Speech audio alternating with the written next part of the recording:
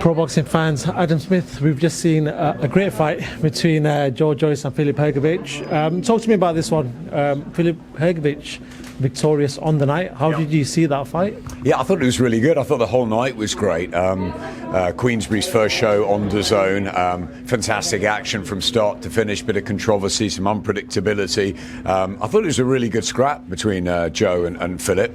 I thought Joe had his moments. I thought Filip, at the end of the sort of 7 rounds, looked like he was probably starting to feel it. I thought Abel Sanchez did a great job in the corner, and all credit to Hrgovic, the way he came back at the end. He got that sort of second win that he needed. I thought he landed the classier shots, but I thought Joe was really persistent. I thought he boxed all right, Joe Joyce. It was an entertaining scrap. I thought it was fairly close. I mean, I can understand the different opinions, but the right man won, and I'm pleased for Filip. It's a fight he took at short notice. He had a difficult night with Daniel Dubois a few months ago, and it was good to see him back. It's good to see Abel Sanchez, very, very good trainer, and has been in with everybody, and yeah, nice to see him back in Manchester. So enjoyed the fight.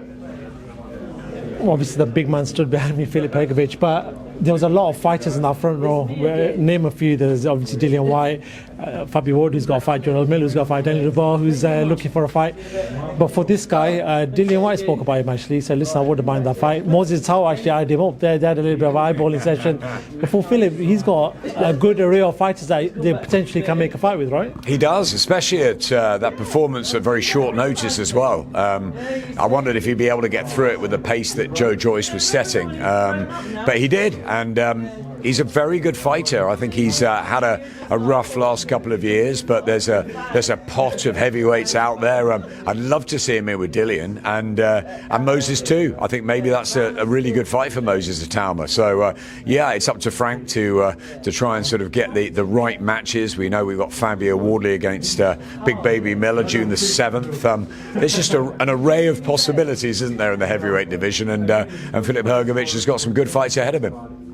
Obviously, as boxing fans that we are, I know you were head of boxing at Sky Sports, but as boxing fans that we are, when you see fighters like Joe Joyce who suffer defeats, you know, there is compassion because these guys go through a lot and they take a lot of damage to the face and to the head. For you on this one, Adam, when you look at Joe now, do you feel like, you know, maybe it is time for him to call it a day? I know you don't like to say it, but as a fan of boxing, would you like him to basically just pack up the gloves? I love fighters. I've loved them since I was a kid, and I respect every one of them that gets in the ring. You see Filip now just behind us celebrating with his family and friends. He was cut, he was bruised, he got through it. You know, Joe, it was another tough night for him, and you know, he entertains us, and you could see at the end he wants to go again, and we can't tell fighters to retire, but we don't want to see them go on too long, and yeah, I think he needs to have a think about it. I certainly think the team around him need to, sometimes the corner and the people around you that love you the most are the ones that have got to get in there and say, it's not my job to say Joe Joyce should retire. He's lost 4 of his last 5, but he's still fighting at a really good level. So it's a difficult one because I think he enjoys scraps like that. But yeah, I think it's something to think about. But I don't want to see anyone go on too long. Health is the most important. You heard Filip in there thinking that Joe should call it a day because there's more important things in life than boxing. And yeah, I just I hope they make the right decision at the right time. That's not one for me to make, but it's one for Joe to think about. But you know, on the performance tonight, he's still got something to offer. So it's a very hard one.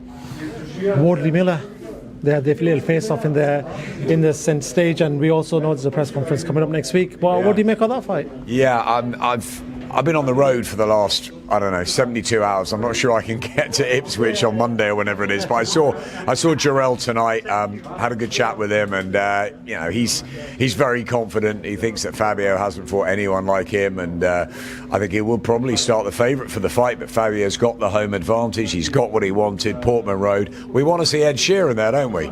We've got to see Ed there June the 7th. It's going to be a fantastic night. I'm very fond of Fabio. He's a great guy. It's a wonderful story.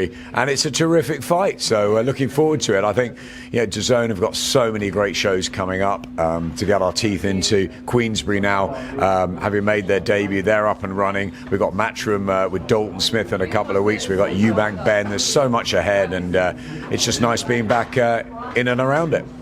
Cool. I was checking the time, 12:30 a.m. I think it's time to call it a wrap, isn't it? It was a wrap last night at York Hall. Andy Levada and I think we're the last people out of Bethnal Green, and we're almost the last people out of Co-op. But I mean, what are we doing? I mean, it's crazy, isn't it? I think we need some sleep. So yeah, thank you. Safe travels, and Filip Hrgovic night. But I think it was a great night for boxing. Really enjoyed it, and I'm not sure how many world champions we've seen tonight on display, but we certainly see some good fights, some really decent fighters, and some great stories. So that's what it's all about, isn't it? Of course it is. Adam Smith, always a pleasure, mate. Thank you very much for your time. Appreciate it as always.